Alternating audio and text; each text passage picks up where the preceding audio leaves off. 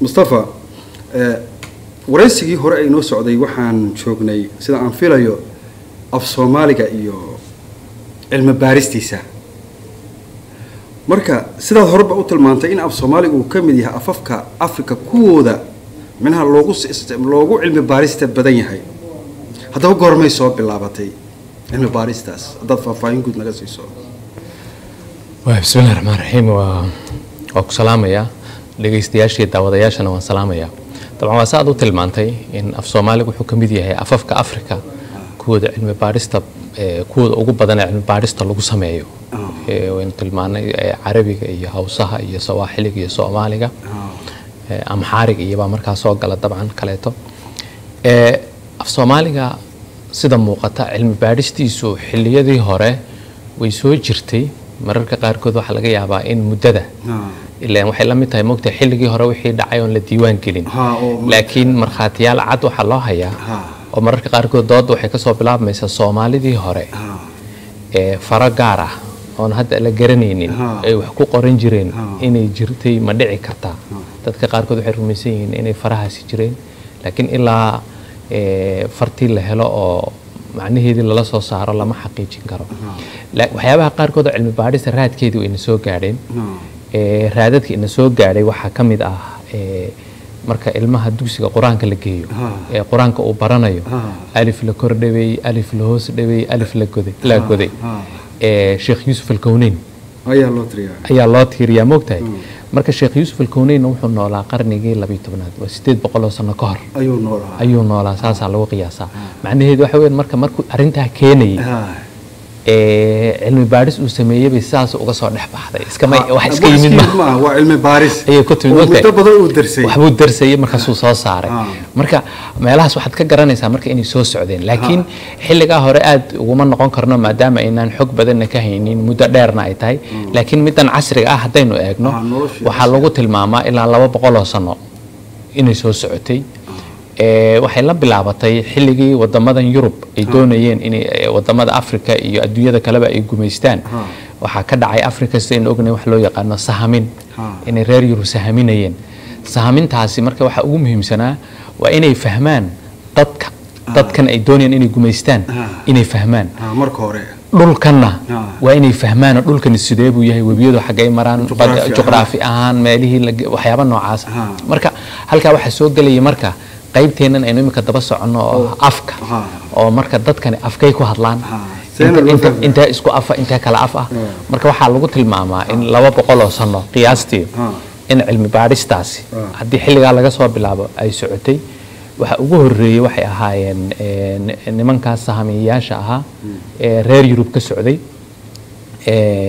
qoraalada la hayo ee ugu qadiimsan waxay u noqon karaan nin Ingiriis ahaayo David Salt loo oran jiray baa jira qoraal wuxuu yimid barigan Afrika meeluhu maray bay kamid ahayd qarnigii 19aad bilowgiisii 1809 1810 meelahaas marka buug la daabacay baa jira 1814 ayaa la daabacay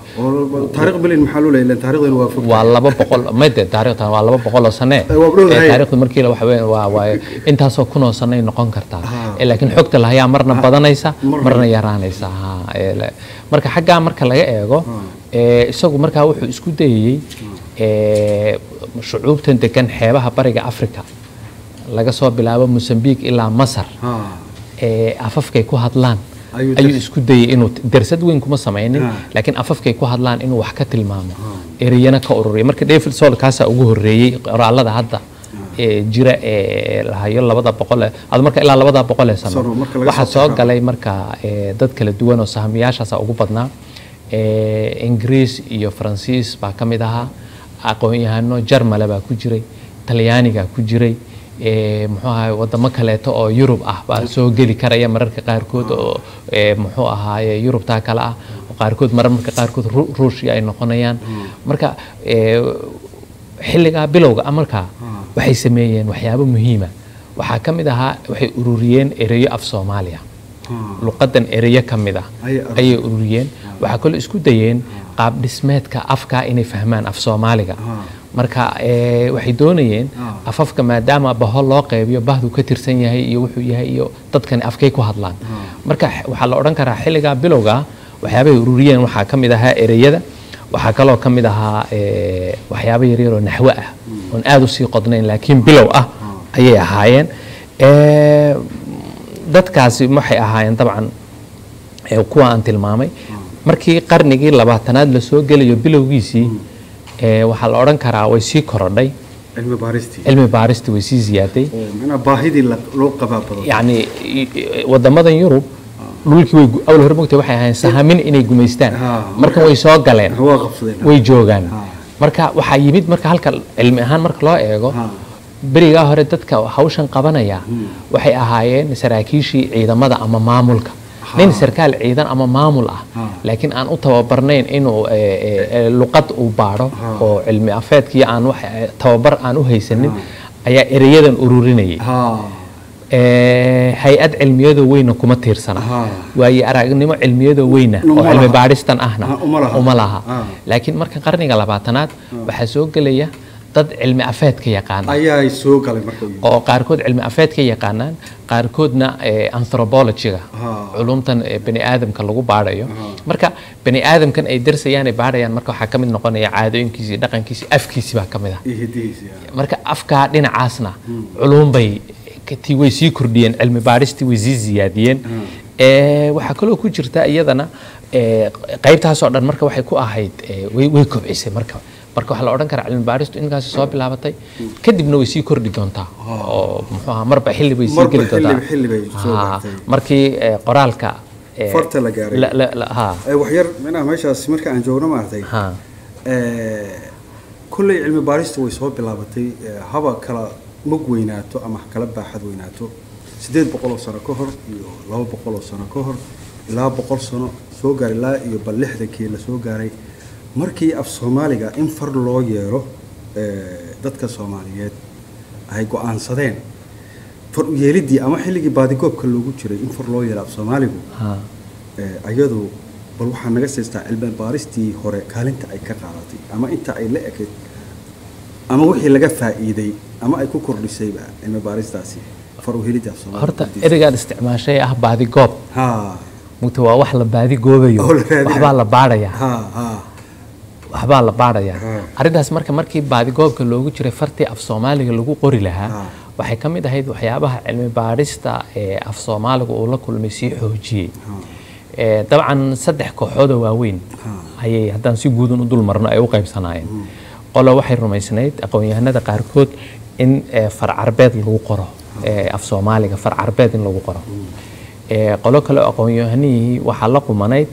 in far Laatiin lagu qoro qolooyin kaleeto iyagana waxaa la qumanaa in far gaar ah loo yeelo af Soomaaliga loo yeelo saddexdoodaba marka isku hawl bay qabanayeen marka xagga cilmi baarista laga baadigoob bay ku jireen waxaa kamid ah marka waxyaabaha ay baadigoobayaan ay eegayaan afkan aan doonayno inaan farta u sameynaa codadka iyo alfabeetada uu leeyahay maxay yihiin codadka uu leeyahay waxa ka soo bixi lahaa codkii waa in la helaa tusaale ahaan imika waxyaabaha jira aan aynaan aad ugu baraarugeyn laakiin berigaas su'aal taagneyd ahayd waxaa ka mid ahayd kha iyo qa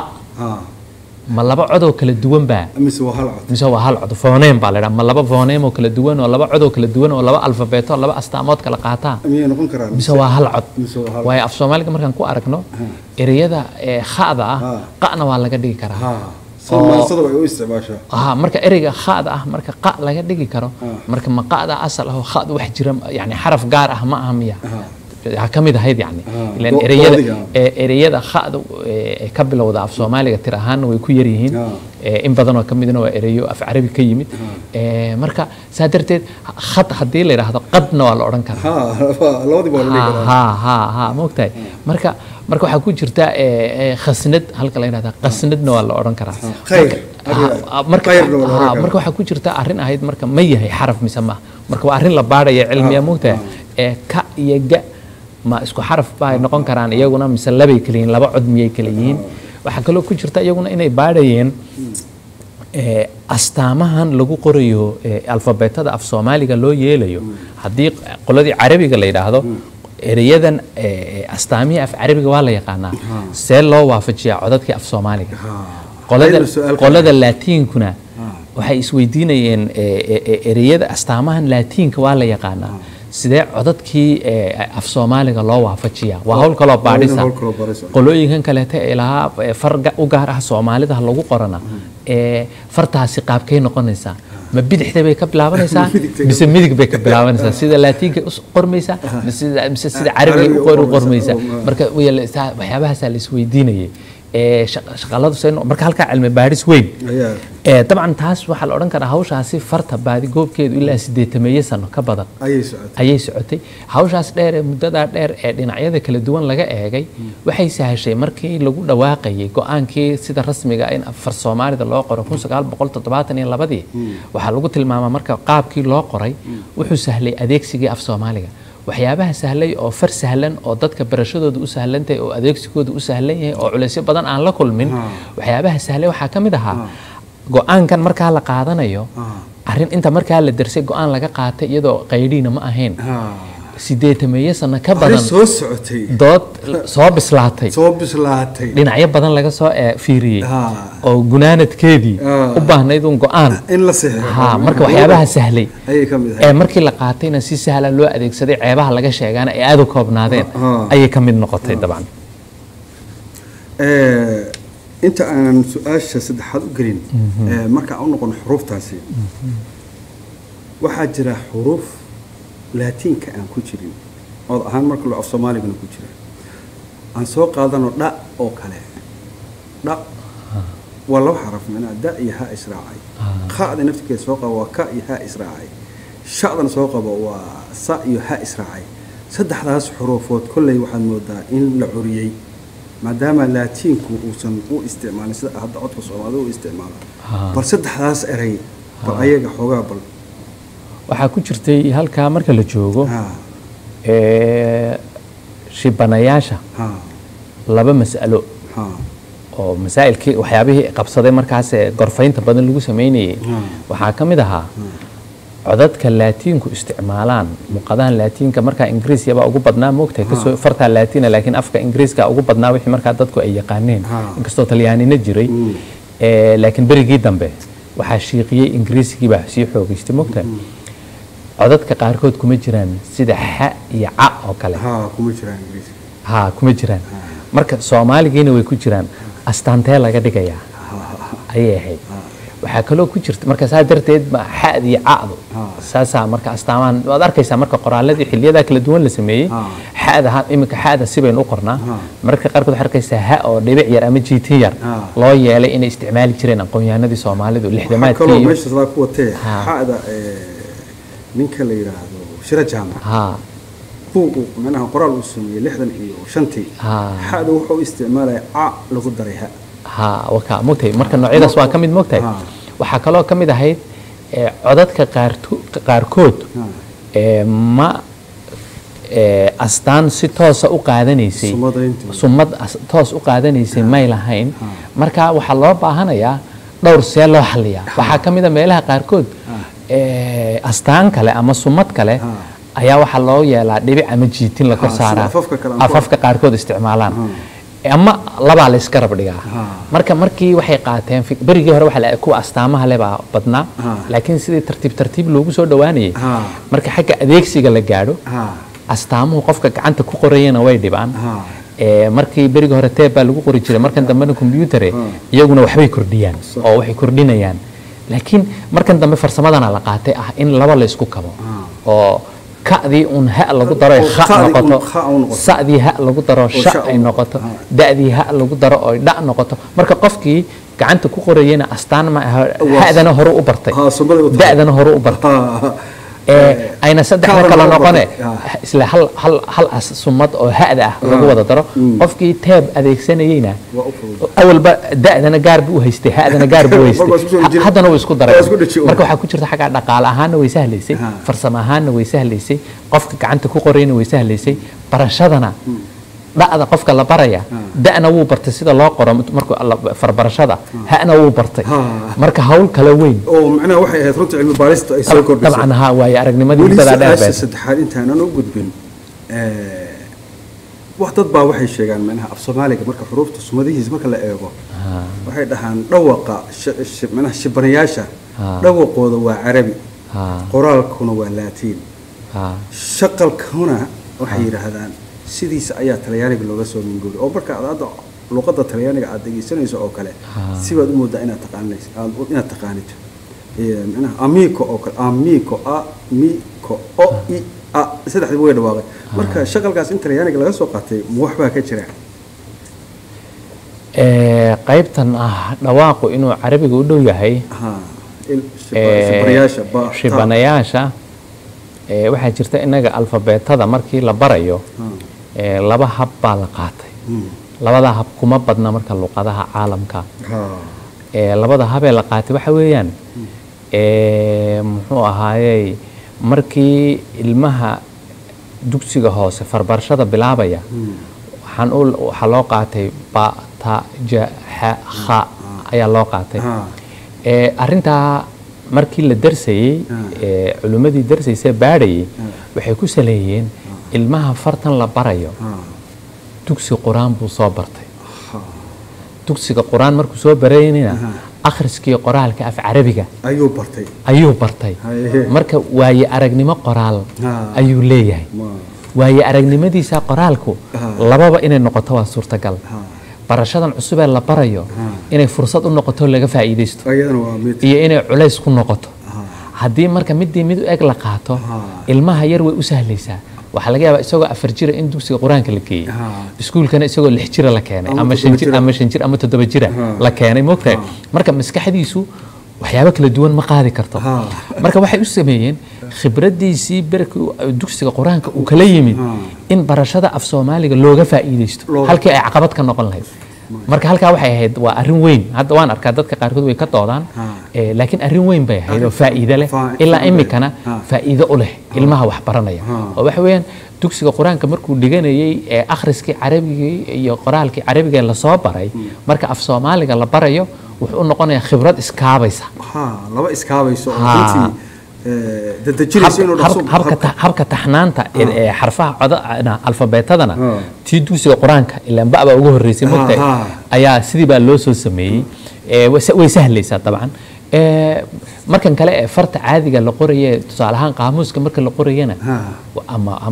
ama xarf la taxarayana habka ingiriiska la raaco ABCD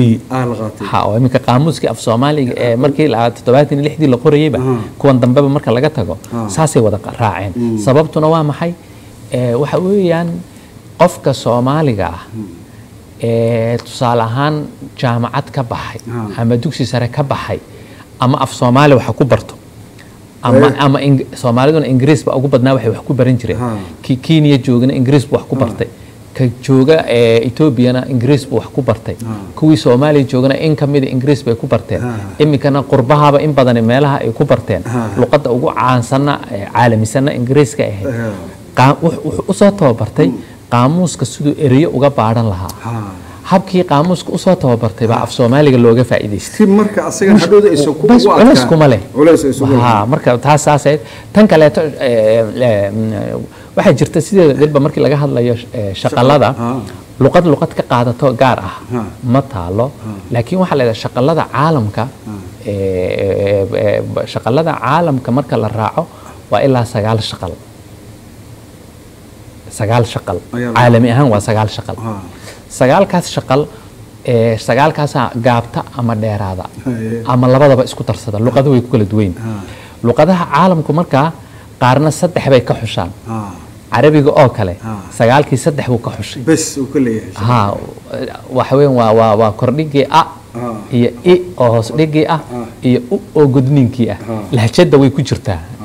iyo waa laga helaa lahjada laakiin carabiga fusaxada waa 3daas oo 3diina marna gaabni loo isticmaalay marna dheer loo isticmaalay luqadaha kushitiga af Soomaaligu kamid yahay 5 bay isticmaalaan ayagana 5 isticmaalaan 5taas ay marna dheereeyaan marna gaabiyaan markaas 10 cod oo 10 shaqal ay ka soo baxaan marka Talyaaniga iyo Soomaaligu waxba kama dhaxeeyaan laakiin 9kaas bay adduunyada ka dhaxeeyay bay in isku mid ah ka qaateen waayahay marka aan u soo noqdo su'aashiida saddexaad qoritaankii rasmiga ahaa ee af Soomaaliga علم باريس يدي dadaaladii dheeraa ee cilmi baariseed ee hore u soo jiray ama loo soo galay muxuu u taray qoritaankii rasmiga ah ee af Soomaaliga marka kaalin intee la eg ayay ka qaadatay dadaaladaasi cilmi baariseed markii fartii Soomaaliga si rasmi ah loo qoray 1972 markasta mugti sida rasmiga aan ku celceliyaayo go'aanku halka 72 go'aan baa dhacay mugti waxa laga yaabaa qoraalka waxaad arkaysaa 72 ka hor لحدي شنتي لحدي تضبطي وحلوك سوق ولا ما waxa la helayaa qarniga 9aad bilowgiisii ayaa qoraal la helayaa oo nin Nigeeriana oo qoray 57 iyo koor xataa way jiraan Ingiriis oo Soomaali inuu qoro ku isku dayay oo aan hayb ilaa hadda wallahi yaabayso runtii bilow 57 hay marka waa quwaas socday macnaha cilmi baaris laakiin rasmi markii la qoray dadaalkii cilmi baariseed ee soo jiray macnaha intee la eg ayuu ka qaatay door intee waxa ku jirta markii fartaas sida rasmiga ah loo qoray waxa abuurmay waxa weeliyay horta go'aano arinta laba arimood ba halka iskor saaran mid waa fartii oo rasmi noqotay awal hore dood baa furnayd Abdullahi gacankana si gaar u qortaa Mustafana si gaar u qortaa laakiin markan go'aan markuu dhacay wadadaas la wada maraya taasi waxbay sahashay waxa kale xilliga weheliyay dawladdii waxay qaadatay go'aankay qaadatay waxa kamid ahaa in afka waxbarashadu uu noqdo af Soomaali markaas waxa lagu bilaabay dugsiyadii hoose ayaa la Soomaaliyay kadibna dugsiyadii dhexe ayaa la Soomaaliyay kadibna dugsiyadii sare waa qodob mugtay waxa kale oo iyaduna garab socotay in afka maamulkuna uu af Soomaali noqdo xafiisyadii marka waxa lagu adeegsanayaa af Soomaali iyaduna waa qodob kale Soomaa